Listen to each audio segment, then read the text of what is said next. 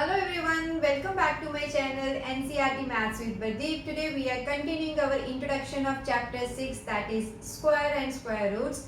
Today's important topic is find the smallest square number which is divisible by each of the numbers, that is 6, 9 and 15. So any three numbers will be given to you and they will ask you what is the least square number which is divisible by them. So least, whenever you listen this term least, what you are going to do is, first thing is find the LCM of your given numbers, and then we will see what is the number obtained after LCM and whether that number is a perfect square or not. If it is not a perfect square, we will make it a perfect square. So let's start. So first thing is find the LCM. So we'll start with 3. 3 2s are 6, 3 3s are 9, 3 5s are 15. Then also 3. Then it can go in the table of 2 and then in the table of 5. So what is the LCM? Product of these two numbers. So LCM of 6, 9 and 15 is 3 into 3 into 2 into 5. So 3 3 is a 9, 9 2 is a 18, 18 into 5 is 90. So actually 90 is the number which is divisible by each one of 6, 9 and 15. But our point is smallest square number. So since, see, only 3 into 3 is in pair, 2 and 5 are not in pairs, so 90 is not a square number. So let's make it square first. So what are the factors of 90? As we have already done here. So we will rewrite it. So only 3 has pair. So 2 and 5 have no pair in this. So we will write, since 2 and 5 are not in pairs, so we will complete their pairs. So what is the number to be multiplied to make this pair of 2? That is 1 more 2, and then for 5, 1 more 5. So 2 into 5 will together give me 10. Therefore, we should multiply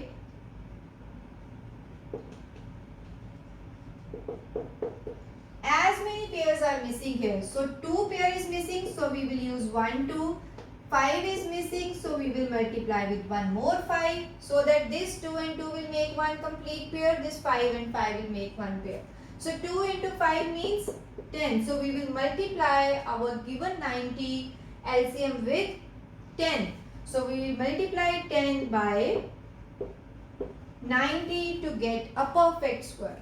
Okay. So therefore new number is 90 multiplied by 10, that is 900.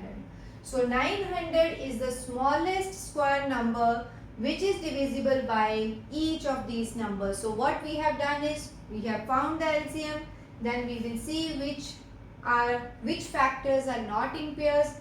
So multiply all those missing pairs with your LCM and you are done with your question. So now let's see our next topic. So the next important type of question is find greatest 4-digit number which is a perfect square. So in this type of question, we will use long division method to find the square of your given number and see what should be subtracted from that number to get a perfect square.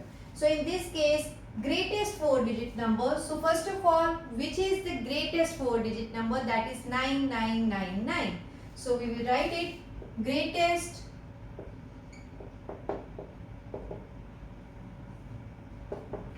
4-digit number is 9999. So now we will check whether this is a perfect square or not. So we will use our method of long division. So make the two pairs. So now 9 9s are 81 and 10 10s are 100. So we will go with 9. 9 here, 81. So 18 is the remainder for the first pair. So second pair will come here, that is 99. So 9 plus 9 is 18 and we will check what will come here. Okay, so 18 9s. Okay, so let's check. 189 into 9. So 9 nines are 81, 9 eights are 72, 72 and 8 is 80. So 8 is here carry. So 9 and 8 is 17. So 1701 is less than this number. So we will go with this 9 and 9. So 1701. We will subtract it. 9 minus 1 is 8. This is 9 and 1. So since remainder is 198, so this is definitely not a perfect square. So what is the greatest number that should be a perfect square? See, we have two options. Either we should exceed our given number by adding process, but addition will give you, already this number is 9999, so when we add something it will become 5-digit number. So but our requirement is only 4-digit number. So we will go with the second option, that is we should subtract something from our given number so that it is a perfect square. So whatever is your remainder, that you should subtract. So we will say remainder is 198.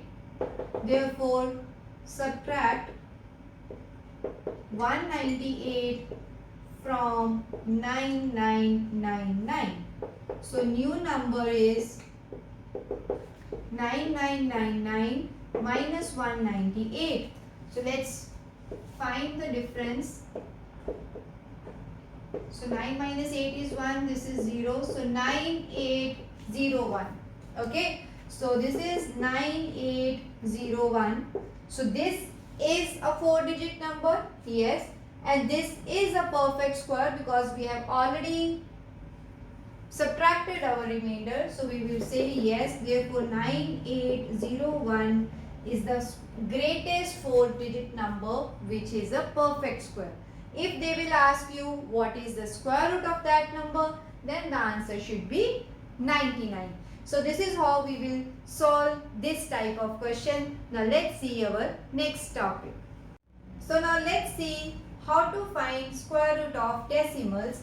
So whenever you are going to find square root of any decimal number, make sure that you should always use long division method. We cannot use our prime factorization in this case. Okay. Second thing is, in long division method we make pairs. So whenever your number is in decimal, suppose this number 38567139, something like this. So whenever you have to put pairs, so before decimal your number, you should start putting pairs from this side, that is from right to left. So 2 digits at a time and make the pairs, and if in the last we have only 1 digit, we will use 1 digit for pair. But for the numbers after decimal, we will start pairing from left to right. Okay. So left to right means this is one pair, this is second pair, and then we will start our division. Okay. So let's start this question, that is 17.64. Okay. So for the number before decimal, this is one pair. Number after decimal, this is one pair. So now we will continue with our normal division method. This is 4 4s are 16. 1 is remainder. Now before keeping this pair down, we have decimal. This decimal you should put in the quotient also. Okay, so now we will continue as usual. So 4 plus 4 is 8. We should have one number here, and this 64 will come here. So now 8 2s are 16. So we'll go with 2 and 2 here. So 82 into 2 will give me 164 and 0 is remainder. So what is the square root of your given number? This is 4.2. So only thing to be remember here is that first thing is pairing should be done from this side to this side after decimal numbers, and then whenever you face your decimal, that you should put in the quotient. Okay. So last topic is estimating square roots. That means when your numbers are not perfect square, and how to estimate. When you round your square root, you can find what is the number. Suppose we have to find square root of 250. We will see which two numbers are perfect squares, that is one is left to 250 and one is right to 250. So we know that 15 square is 225 and 16 square is 256. Okay, so that means 225, then is 250 and then is 256. Okay, so this is when you calculate their square root. So square root of this is 15, square root of this is 16, and this square root we need to calculate. So now we will find the difference in these two numbers, that is difference of 250 and 225. So we know that when you subtract, you will get 25. So these two numbers have difference 25. Similarly, you will calculate the difference of these two numbers ignoring these square root signs. So 256 minus 250 is 6. So their difference is only 6. After this step, we will see which difference is smaller of the two.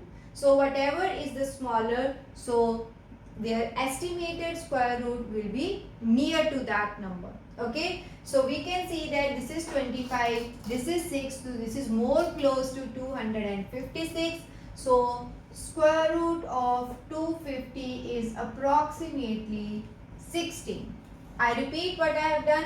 We will find the two squares, which is one is less than 250 and one is more than 250. That means 250 square root will lie in between those two numbers, but which is more closer to that number. So we will find the difference of those two numbers and see the difference, whatever is the smaller. So square root of your given number will be near to that number. So I hope now all the topics of this chapter are clear to you. This is all about this video. See you in my next video with the exercise of this chapter. Thank you.